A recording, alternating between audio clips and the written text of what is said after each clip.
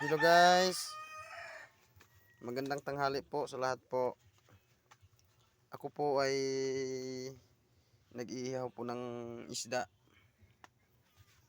Ito po, para tanghalian po namin po. Ito po mga ka-YouTuber po. Ito po ay isda ng, yung tawagin dito ay isdang bato. Ito po, ayan. Ito'y aking iniihaw dahil matagal na po kami hindi nakakain ng inihaw na isda po.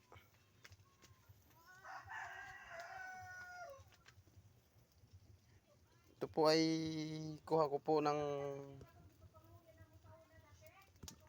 bingwit kung tawagin dito sa amin. Doon po sa laot. Ito po yung kunting kaalaman ko po para manghanap po ng pang-ulam po araw-araw. Bukod po sa gulay, ito rin po, nangunguha rin po ako ng isda po.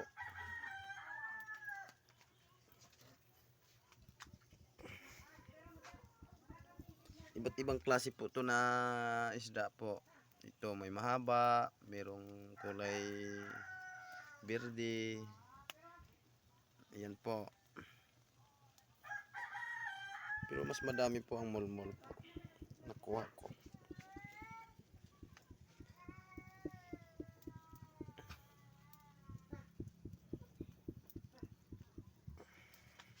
Sino dyan sa inyo ang paborito ito ang ulamin? Mag-comment lang po kayo sa baba at paki-subscribe na lang po. Suportahan nyo po ako sa iba ko pong video po. Ito lang po. Inihaw lang po na na isda po. At hindi ko na po ito tinanggalan ng bitukap. Gawa ng kapag tinanggalan po natin talagang madudurog talaga po siya dahil sa didikit po ito ng yung sangkalan niya na bakal. Ito lang po. Napakadali lang po. Haluan ko po ito ng po, mga sibuyas dahon, sibuyas bombay, tsaka luya, tsaka patis, tsaka suka, tsaka sili. Yan po. Sino dyan ang mahilig sa inyo ihaw?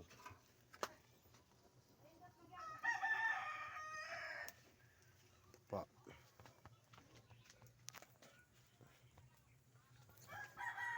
Salamat po sa Panginoon sa biyayang binibigay araw-araw po. Sana sa susunod marami pa akong mahuli na isda.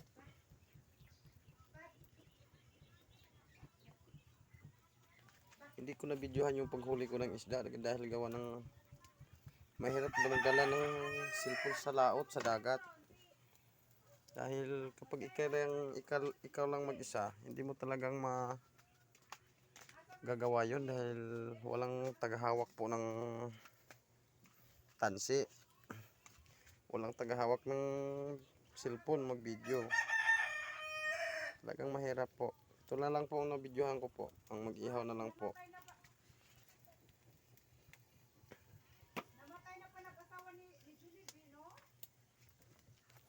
Salamat po.